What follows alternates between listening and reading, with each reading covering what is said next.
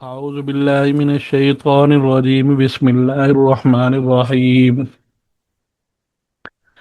وإذ قال موسى لقومه يا قوم إنكم ظلمتم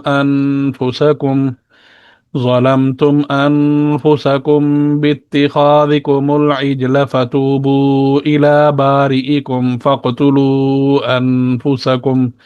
ذلكم خير لكم عند بارئكم فتاب عليكم إنه هو التواب الرحيم وإذ قلتم يا موسى لن نؤمن لك حتى نرى الله جهرة فأخذتكم الصاعقة فأخذتكم الصاعقة وأنتم تنظرون ثم بعثناكم من بعد موتكم لعلكم تشكرون وظللنا عليكم الغمام وأنزلنا عليكم المن والسلوى كلوا من طيبات ما رزقناكم وما ظلمونا ولكن كانوا أنفسهم يظلمون وإذ قلنا ادخلوا هذه القرية فكلوا منها حيث شئتم رغدا وادخلوا الباب سجدا وقولوا حطة نغفر لكم خطاياكم وسنزيد المحسنين وإذ وَإِذْ قَالَ مُوسَىٰ لِقَوْمِهِ يَا قَوْمِ إِنَّكُمْ واو اور اذ میں نے جب قال میں نے کہا موسیٰ علیہ السلام اور جب کہا موسیٰ علیہ السلام نے لِقَوْمِهِ لام میں نے کے لیے قوم ہے ہی اشارہ موسیٰ علیہ السلام کی طرف کہ انہوں نے اپنی قوم سے لام اپنی کے معنی میں کیا ہے اپنی اور ہی اشارہ بھی موسیٰ علیہ السلام نے اپنی قوم سے کہا یا قومی اے میری قوم انکم انا میں نہ بے شک کم میں نہ تم نے ظلم کیا بے شک تم نے ظلم کیا ہے انفسکم اپنے نفسوں پر انفس نفس کی جمع ہے انسانی جان کو یا انسانی وجود کو کہتے انفسکم تم نے ظلم کیا ہے اپنے نفسوں پر باتخاذکم العجلہ با یا سبب اور وجہ کے معنی میں ہے اتخاذ کا معنی ہوتا ہے بنانا پکڑنا کم میں نہ تم العجلہ بچڑا بے شک ظلم کیا ہے تم نے اپنی جانوں پر وجہ اس کی تمہارا بنانا ہے العجلہ بچڑے کو یعنی معبود بنانا فتوبو فا نتیجے کا معنی میں ہے کہ اب اس کا طریقہ یہ ہے کہ توبو تم توبہ کرو الا میں نہ طرف باری پیدا کرنے والا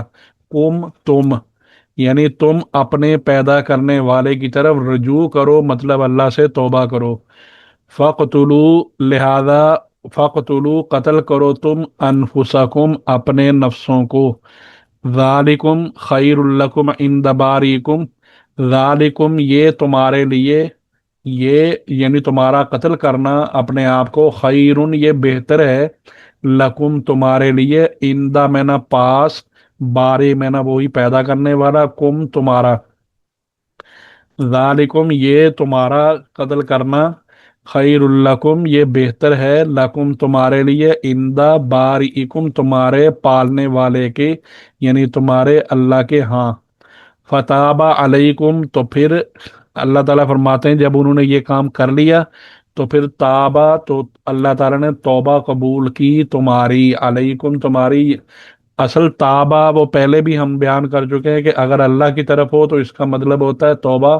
قبول کرنا اور اگر بندے کی طرف ہو تو توبہ کرنا تو یہاں اللہ کی طرف نسبت ہے تو فتابہ تو اللہ تعالیٰ نے قبول کر لی توبہ علیکم تمہاری انہو بے شک ہو وہ یعنی اللہ ہوا وہ ذات ہے التواب الرحیم جو بہت توبہ قبول کرنے والی ہے الرحیم بہت رحم کرنے والی ہے وَإِذْ اور جب تم نے کہا یا موسیٰ اے موسیٰ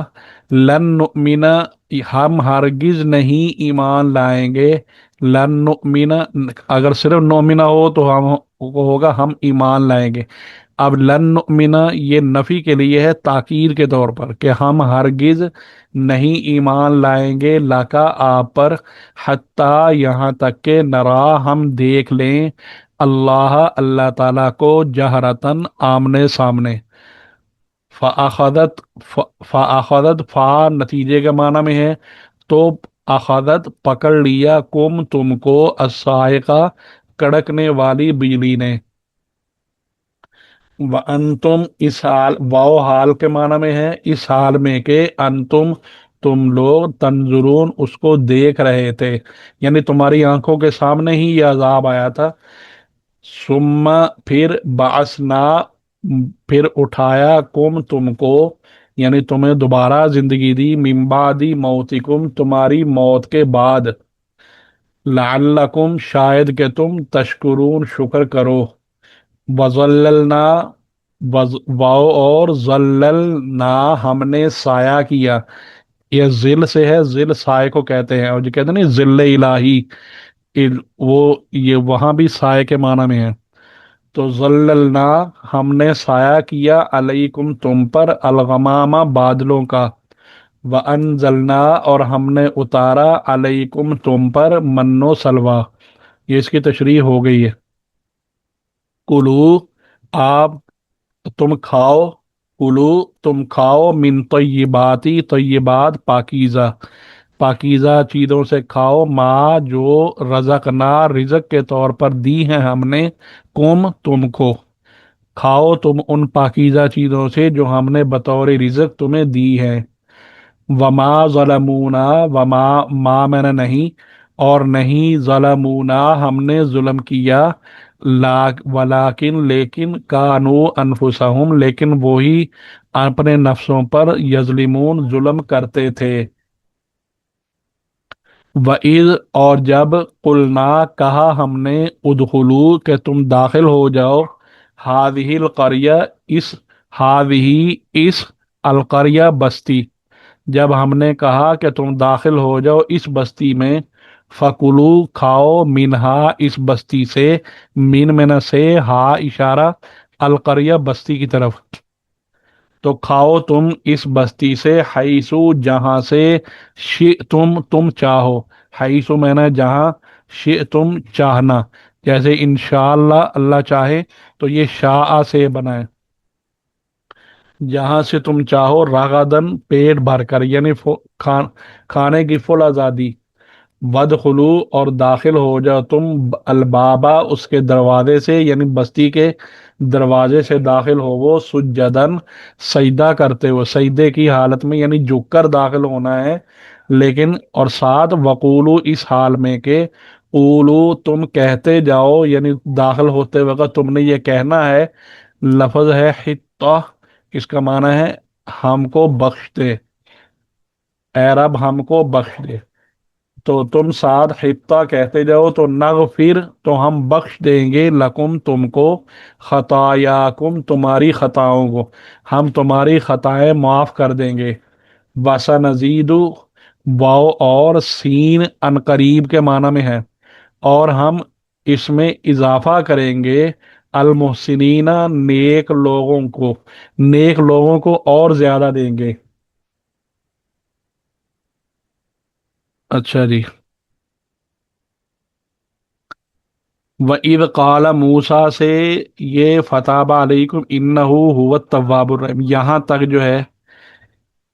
ये उस तरीके का बयान है जो उनकी तौबा के लिए तजवीज़ हुआ, यानी मुजरिम लोग कत्ल किए जाएं, जैसा कि हमारी शरीयत में बाज़ गुनाहों की सज़ा बावजूद तौबा के भी कत्ल कत्ल करना और जान जो लेना है वो ज़रूरी है। मसलन जानबूझकर किसी को कत्ल करना, उसके बदले में किसास होता है, यानी उसको कत्ल किया जाना ज़रूरी है, अगरचे वो जानबूझकर जिसको कत्ल किया वो अगरचे माफ़ भी कर दे, ये किसास। और इसी तरह जिना का सबूत अगर गवाहों के साथ हो जाए तो उसको संगसार किया जाता है, यानी उस पर रजम किया जाता है पत्थर, या इस तरह जो सज़ा ताकि वो मर जाए, तो ये भी ज़रूरी है सज़ा, ये हाकिम के माफ़ करने से भी माफ़ नहीं होती। تو یہ جیسے یہ ضروری ہیں سزائیں، ایسے ہی ان کے لیے وہ ضروری تھا کہ اپنے آپ کو قتل کریں۔ چنانچہ ان لوگوں نے اس پر عمل کیا، جس کی وجہ سے آخرت میں وہ باعث رحمت اور باعث عنایت ہو گئے۔ پھر آگے ہے وَإِذْ قُلْتُمْ يَا مُوسَىٰ لَن نُؤْمِنَ لَكَ حَتَّىٰ یہاں سے وَأَنْتُمْ تَنظِرُونَ، یہاں تک یہ اس کا قصہ اس طرح ہوا کہ موسیٰ علیہ السلام نے جب کوہ طور سے تورات لا کر ان کو اپنی قوم کو پیش کی کہ یہ اللہ کی کتاب ہے، تو بعض گستاخ لوگوں نے کہا کہ اللہ تعالی ہم سے خود کہہ دے کہ یہ ہماری کتاب ہے تو بے شک ہم کو یقین آ جائے گا۔ موسیٰ علیہ السلام نے اللہ تعالیٰ کے حکم سے فرمایا کہ ان کو کہو کہ کوہ طور پر چلو، یہ بات بھی ہو جائے گی۔ بنی اسرائیل نے اس کام کے لیے 70 آدمی منتخب کر کے موسیٰ علیہ السلام کے ساتھ کوہ طور پر روانہ کیے۔ وہاں پہنچنے پر اللہ تعالیٰ کا کلام انہوں نے خود سنا، ان 70 آدمیوں نے۔ تو اس وقت انہوں نے اپنا رنگ بدل لیا کہ ہم تو کلام سننا کافی نہیں سمجھتے، بلکہ ہم یہ چاہتے ہیں کہ ہمیں پتہ چلے کہ خدا کون،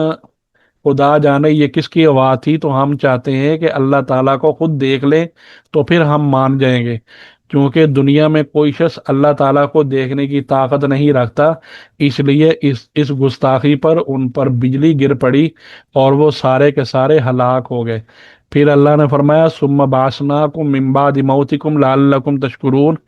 یعنی موت کے لفظ سے ظاہری طور پر تو یہ معلوم ہوتا ہے کہ یہ لوگ اس بجلی سے مر گئے تھے۔ ان کے دوبارہ زندہ کیے جانے کا قصہ یہ ہوا کہ موسیٰ علیہ السلام نے اللہ تعالیٰ سے عرض کی کہ اللہ بنی اسرائیل یوں ہی بدگمان رہتے ہیں، اب وہ یہ دیکھیں گے کہ میں نے ان لوگوں کو کہیں لے جا کر کسی ہیلے بہانے سے ان کا کام تمام کر دیا، لہذا مجھے اس تہمت سے محفوظ رکھیے۔ تو اللہ تعالیٰ نے اپنی رحمت سے ان کو پھر زندہ کر دیا۔ پھر آگے وَظَلَّلْنَا عَلَيْكُمُ الْغَمَامَ کہ ہم نے بھیجا سایہ کیا۔ یہ یہ دو قصے ہیں، دونوں قصے وادی تیہ کا علاقہ، جس کو سینا کا علاقہ کہتے ہیں آج کل، صحرائے سینا، یہ دونوں اس کو یعنی عربی میں تیہ کا علاقہ بھی کہا ہے، تا یا ہا، تیہ بستی تھی۔ یہ دونوں واقع وہاں کے ہیں۔ اس کی حقیقت یہ ہے کہ بنی اسرائیل کا اصل وطن جو ہے وہ تو ملک شام، حضرت یوسف علیہ السلام کے وقت مصر میں آ گئے تھے اور یہیں پر رہ گئے۔ جب ملک شام میں، پھر بعد میں ملک شام میں عمالقہ، یہ عین میم الف لام قاف ہا، عمالقہ، یہ اس نام کی قوم تھی، وہ مسلط ہو گئی۔ فرعون جب غرق ہو گیا اور یہ لوگ مطمئن ہو گئے تو اللہ تعالیٰ کو ان کو حکم ہوا کہ اب مالکہ قوم سے جہاد کرو اور اپنی اصلی جگہ جو ہے وہ ان کے قبضے سے چھڑا لو۔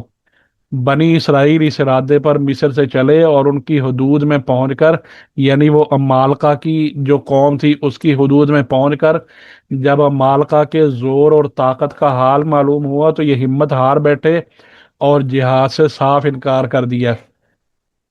اللہ تعالیٰ نے ان کو اس انکار کی یہ سزا دی کہ 40 برس تک ایک علاقے میں سرگرداں اور پریشان پھرتے رہے، گھر پہنچنا نصیب نہ ہوا۔ اس لیے اس کو میدان تیہ کہتے ہیں۔ یہ میدان کچھ بہت بڑا رقبہ نہیں تھا، بلکہ مصر اور شام کے درمیان تقریباً 10 میل کا علاقہ تھا۔ روایت میں آتا ہے کہ یہ لوگ اپنے وطن مصر جانے کے لیے سارا دن سفر کرتے رہتے تھے، رات کو جب کسی ٹھکانے پر پہنچتے تو وہاں قیام کرتے، پھر جب صبح کو اٹھتے تو دیکھتے کہ جہاں سے ہم چلے تھے ہم وہیں ہیں۔ اس طرح 40 سال وہ اسی طرح پریشان پھرتے رہے اسی میدان میں، اس لیے اس میدان کو وادی تیہ کہا جاتا ہے۔ تیہ کے معنی ہی سرگردانی اور پریشانی کے ہیں۔ یہ علاقہ ایک کھلا میدان تھا، نہ اس میں کوئی عمارت تھی، نہ کوئی درخت تھا جس کے نیچے دھوپ اور گرمی وغیرہ سے بچاؤ کیا جا سکے، نہ یہاں کو کھانے پینے کا سامان تھا، نہ پہننے کے لیے لباس تھا، مگر اللہ تعالیٰ نے معجزے کے طور پر حضرت موسیٰ علیہ السلام کی دعا سے اسی میدان میں ان کی تمام ضروریات کا انتظام فرما دیا۔ بنی اسرائیل نے دھوپ کی شکایت کی تو اللہ تعالیٰ نے سفید بالکل باریک سا جو ہے وہ بادل بھیج دیا، اور جب بھوک کا تقاضا ہوا تو من و سلوہ نازل فرما دیا، یعنی درختوں پر ترنجبین جو ایک میٹھی چیز ہے وہ کثرت سے پیدا کر دی۔ یہ لوگ اس کو جمع کر لیتے، اس کو من کہا گیا ہے، اور بٹیر کی شکل میں ان کے پاس جو ہے وہ پرندے جمع ہو جاتے جو ان سے بھاگتے نہیں تھے، یہ ان کو پکڑ لیتے اور ذبح کر کے کھاتے، اس کو سلوا کہا گیا۔ یہ لوگ ان دو لطیف چیزوں سے پیٹ بھر لیتے، اور پھر چونکہ ترنجبین جو ہے یعنی من وہ کثرت سے معمول سے زائد تھی، اور اسی طرح بٹیر وغیرہ ان کا نہ ڈرنا بھی معمول کے خلاف ہے، لہذا اس حیثیت سے یہ دونوں چیزیں گویا کے غیب کے خزانے سے قرار دی گئی۔ اور ان کو جب پانی کی ضرورت کی پیش آئی تو موسیٰ علیہ السلام نے ایک پتھر پر لاٹھی ماری اللہ کے حکم سے، تو اس پتھر سے چشمے پھوٹ پڑے، جیسا کہ قرآن کی دوسری آیتوں میں اس کا بیان موجود ہے۔ ان لوگوں نے رات کے اندھیرے کا شکوہ کیا تو اللہ تعالیٰ نے غیب سے ایک روشنی عمودی شکل میں ان کے محلے کے درمیان قائم فرما دی۔ اگر کپڑے میلے ہوئے اور پھٹنے لگے اور لباس کی ضرورت ہوئی تو اللہ تعالیٰ نے بطور معجزے کے یہ صورت پیدا کر دی کہ ان کے کپڑے بھی میلے نہیں ہوتے تھے نہ پھٹتے تھے، اور جو بچوں کے کپڑے ہوتے تھے بدن پر پہنے ہوئے، وہ بچے جیسے جیسے بڑے ہوتے جاتے اسی مقدار سے وہ کپڑے بھی بڑے ہوتے جاتے۔ اور ان لوگوں کو یہ حکم بھی ہوا تھا کہ ضرورت کے برابر خرچ کر لیا کرو، آئندہ کے لیے جمع نہ کیا کرو، مگر ان لوگوں نے لالچ کے مارے اس میں بھی خلاف کیا، تو اللہ تعالیٰ کے حکم سے وہ رکھا ہوا گوشت جو ضرورت سے زائد ہوتا تھا وہ سڑنا شروع ہو گیا۔ اسی کو فرمایا ہے کہ انہوں نے اپنے نفسوں پر ظلم کیا ہے۔ پھر آگے جو فرمایا کہ اس وقت کو یاد کرو جب ہم نے کہا بستی میں داخل ہو جاؤ، تو یہ حضرت شاہ عبد القادر رحمہ اللہ نے یہ لکھا ہے کہ یہ قصہ بھی وادی تیہ کے زمانے کا ہے، کہ جب من و سلوہ کھاتے کھاتے اکتا گئے اپنے معمولی کھانے، اور پھر انہوں نے معمولی کھانے کی درخواست کی، جیسا کہ آگے آئے گا اگلے رکوع میں کہ وہ سبزیاں ترکاریاں وہ فرمائش کی،